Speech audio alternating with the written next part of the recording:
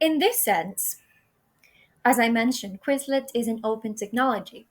Therefore, it has different benefits. You have the accessibility, it's something that is easy to access, it has an open access.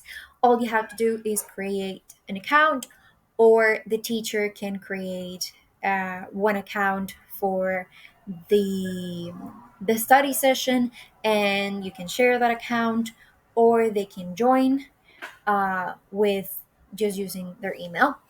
And you can also use it on multiple devices. You can use it on your tablet, on your phone, on the laptop, etc. And another benefit is that you can create your own content. You can use, for example, study sessions that have already been created by other users, but you can create your own content so students know that that content is trustworthy and reliable, of course. And you can also engage easily with your students because of the different study modes and the collaboration modes that you can use, as I've already mentioned before. But of course, there are risks with this technology, as with all technologies. You need to use it wisely. I mentioned that you can create your own content, but as you can also use other people's content, sometimes you might come across with incorrect information or information that has not been verified. Let's say, for example, as an ESL learner, someone writes this specific word and the translation is misleading, or it's actually wrong, or it's not very specific because it does not consider all the context that it can be used in. So you have to be careful with this because maybe you are learning something that is not correct.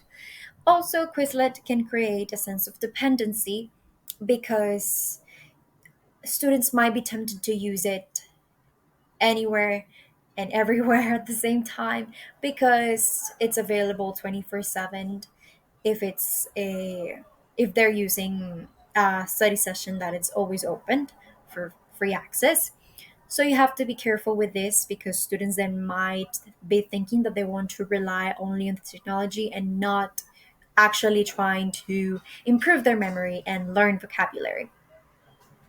And of course, another risk is the intellectual property issues that you can encounter while using Quizlet.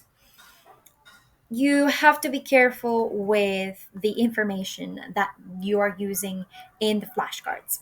Let's say you're creating your own flashcards and you're going to write the term and the definition, and maybe when you're writing the definition, you want to use a quote that you find online from an online source that you like.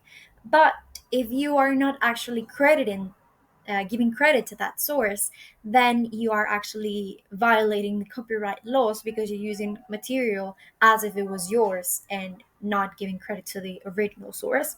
So you have to be aware of that, especially if you want your students, for example, to create their own flashcards for their own study sessions to see how well they can gain vocabulary, and also to give them a little try of what it is to creating your own flashcards, because this is actually a very uh, good way of making students engage with the lesson.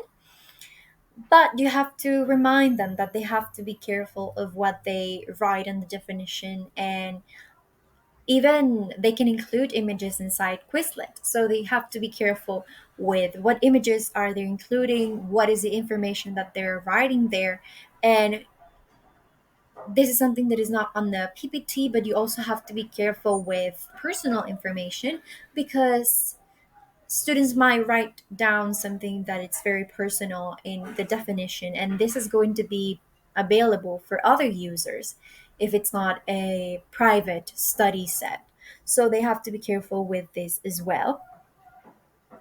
But overall, Quizlet is a great tool for creating your own flashcards. It's a great tool for learners, and especially language learners that always want to be